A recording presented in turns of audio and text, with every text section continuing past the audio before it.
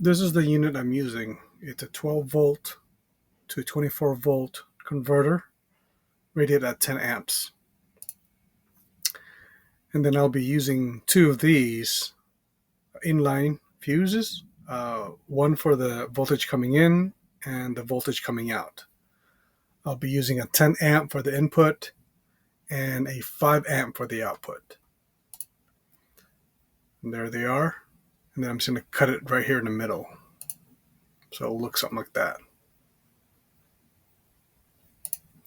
And then this is the switch I will be using so that I can turn the converter on or off.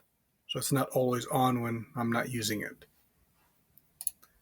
And this is slowly being prepped. And believe it or not, I know it looks scary, but there is a method to this madness. So this yellow and black here is the output that's waiting for the feed coming in.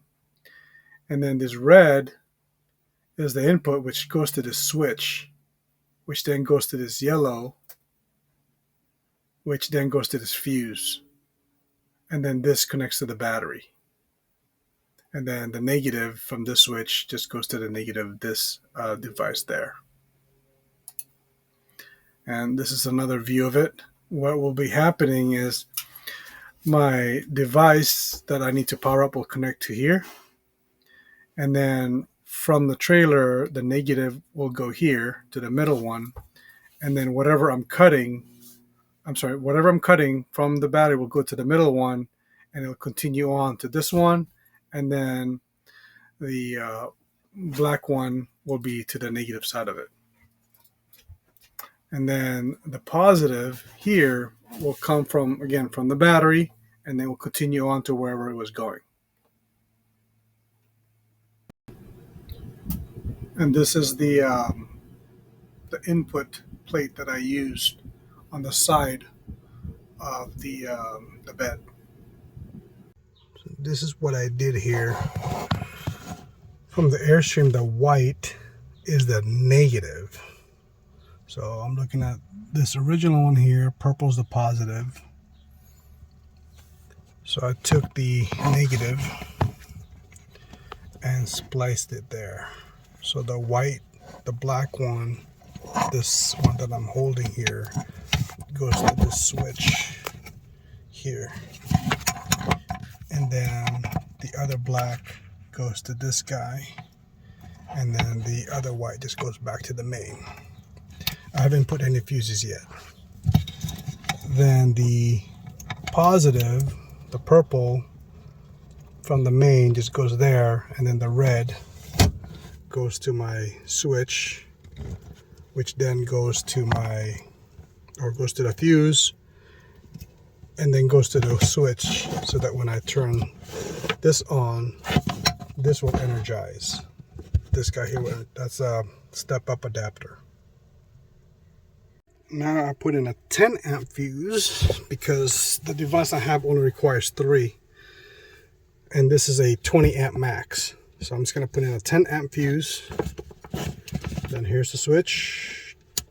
Turn it on. So now that is energized, and the USB is working. I tested it on the other side offline, but there it is. So now that guy there is working. All right, got everything kind of tested here. So I have my voltmeter on the negative lead, and then on the positive lead coming out of that step-up transformer.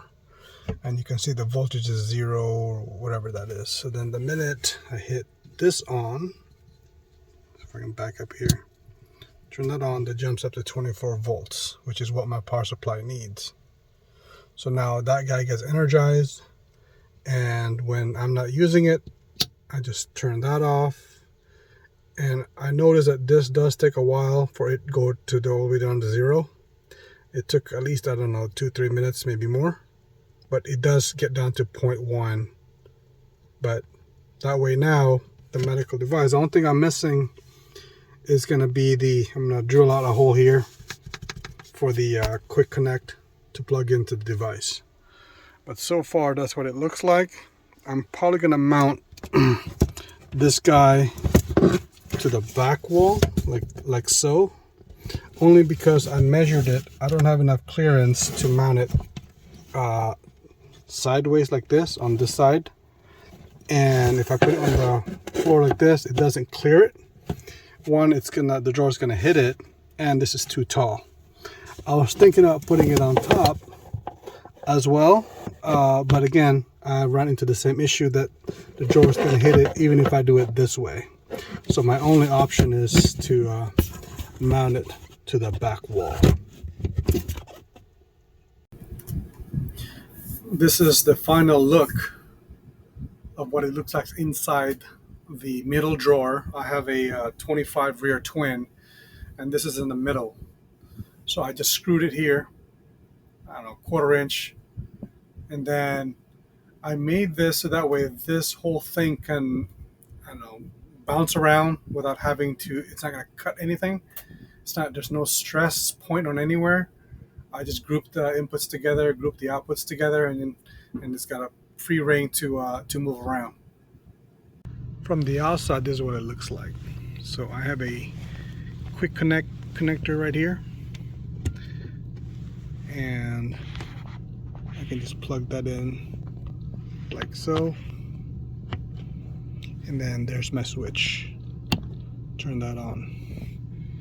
Okay, and then that guy here connects to my connector here that this unit needs, and then if I'm at home, I have the other end that I just plug into there, and this is what a 12 volt step-up converter looks like when it's done.